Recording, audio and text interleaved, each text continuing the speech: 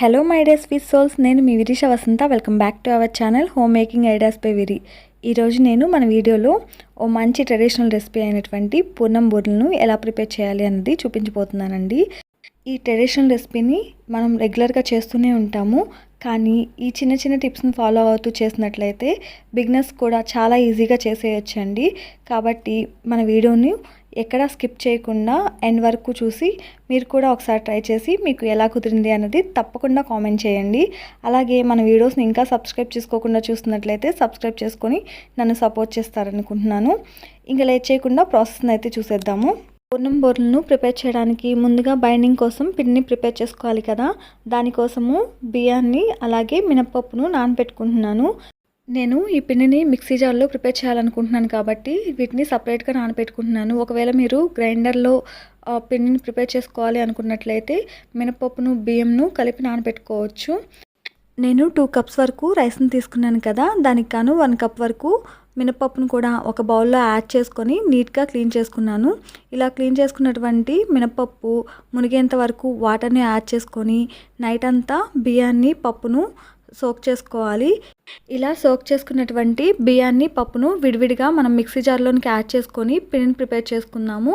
ముందు రైస్ని mixie జార్లోనికి add చేసుకొని కొంచెం వాటర్ని యాడ్ చేసి మీకు చూపిస్తున్న విధంగా పిండిని ప్రిపేర్ చేసుకోవాలి. మీరు గమనిస్తున్నట్లయితే కొంచెం బరకగా పిండిని ప్రిపేర్ చేసుకోవాలి. ఇలా ప్రిపేర్ చేసుకోవడం వలన పూర్ణం అనేది క్రిస్పీగా వస్తుందండి. నెక్స్ట్ మిక్సీ జార్లోనికి మినపప్పును కూడా యాడ్ చేసి మెత్తగా పిండిలా ప్రిపేర్ చేసుకొని మనం ముందుగా మిక్సీ పట్టుకున్నటువంటి బియ్యం పిండిలో ఈ మినప్పిండిని కూడా యాడ్ చేసి బాగా కలుపుకోవాలి. ఇలా కలుపుకున్న తర్వాత చిన్న టిప్ అండి, మీకు పూర్ణం పైపూత అనేది కరెక్ట్గా వచ్చింది లేదా అని టెస్ట్ చేసుకోవడానికి మీ ఫింగర్ని డిప్ చేసి చూసినట్లయితే మీ ఫింగర్కు పిండి ఎలా పడుతుందో అదేవిధంగా పూర్ణానికి కూడా పిండి అనేది అలాగే పడుతుంది. కాబట్టి ఒకసారి చెక్ చేసుకొని అవసరమైతే కొంచెం వాటర్ని కానీ పిండి లూజ్ అయింది అనిపిస్తే 1 స్పూన్ వరకు బొంబాయి రవ్వని యాడ్ చేయడం వలన టైట్గా అవుతుందండి. నెక్స్ట్ మనం పూర్ణాన్ని ప్రిపేర్ చేసుకుందామండి. ఈ పూర్ణాన్ని ప్రిపేర్ చేసుకోవడానికి ముందుగా ఒక కుక్కర్ని తీసుకొని దానిలో 1 కప్ వరకు శనగపప్పును యాడ్ చేసుకొని నీట్గా 2 to 3 టైమ్స్ క్లీన్ చేసుకోవాలి. ఇలా క్లీన్ చేసుకున్నటువంటి శనగపప్పు నానేంత వరకు వాటర్ని యాడ్ చేసుకొని ఒక ½ అవర్ పాటు నానబెట్టుకున్నట్లయితే మనకు పప్పు అనేది త్వరగా కుక్ అయిపోతుంది. ఇలా ½ అవర్ తర్వాత కుక్కర్ మూత పెట్టుకొని మీడియం ఫ్లేమ్లో 3 to 4 విజిల్స్ వచ్చేంత వరకు కుక్ చేసుకున్నట్లయితే మనకు పప్పు అనేది పర్ఫెక్ట్గా కుక్ అవుతుంది. మీకు చూపిస్తున్న విధంగా వాటర్ అనేది సరిపోతుందండి. ఒకవేళ వాటర్ ఎక్సెస్ ఉన్నట్లయితే వాటిని వంపేసుకొనేసి పప్పు గుత్తితో బాగా నలుపుకొని మనం 1 కప్పు శనగపప్పు తీసుకున్నాం కనుక టేస్ట్కి తగ్గట్లు బెల్లాన్ని యాడ్ చేసుకుందాము. నాకు 1 కప్కి 1 కప్పు బెల్లం కరెక్ట్గా సరిపోయిందండి. ఒకవేళ మీరు స్వీట్ ఎక్కువగా తినే వాళ్ళైతే ఇంకొంచెం స్వీట్ని యాడ్ చేసుకోండి. ఇలా యాడ్ చేసుకున్న తర్వాత బాగా మిక్స్ చేసుకొని స్టవ్ మీద పెట్టుకోండి.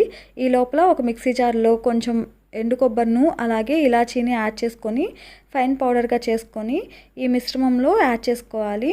ఇలా యాడ్ చేసుకున్న తర్వాత 2 స్పూన్స్ వరకు గీని కూడా యాడ్ చేసి బాగా మిక్స్ చేసుకొని మనకు ఈ పప్పు అంతా దగ్గర పడే వరకు కుక్ చేసుకోవాలి.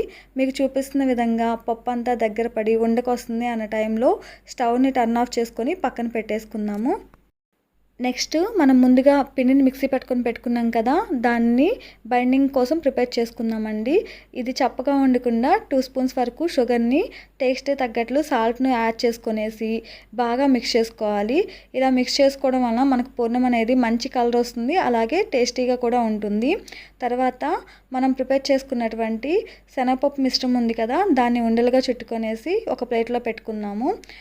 నెక్స్ట్ డీప్ ఫ్రైకి సరిపడా ఆయిల్ను ఒక ప్యాన్లో యాడ్ చేసుకొని ఆయిల్ హీట్ ఎక్కిందో లేదో ఒకసారి చెక్ చేసుకొని ఆయిల్ బాగా హీట్ ఎక్కిన తర్వాత మీడియం ఫ్లేమ్లో స్టవ్ను ఉంచుకొని మనం ముందుగా ప్రిపేర్ చేసుకున్నటువంటి పూర్ణం ముద్ద ఉంది కదా, దాన్ని పిండిలో ఒకసారి ఇలా డిప్ చేసుకునేసి మొత్తం అప్లై అయ్యేలా చూసుకొని ఆయిల్లో ఒక్కొక్కటిగా యాడ్ చేసి ఫ్రై చేసుకోవాలి. వీటిని ఆయిల్లో వేసిన వెంటనే కలపకూడదు. అలా కలపినట్లయితే పూర్ణం అనేది విడిపోయి ఆయిల్ అంతా పాడైపోయే ఛాన్స్ ఉంటుందండి. కనుక ఒక్కొక్కటిగా యాడ్ చేసుకొని కొంచెం ఫ్రై అయిన తర్వాత స్లోగా తిప్పుకుంటూ పూర్ణం అనేది లైట్ బ్రౌన్ కలర్ వచ్చేంత వరకు బాగా ఫ్రై చేసుకోవాలి.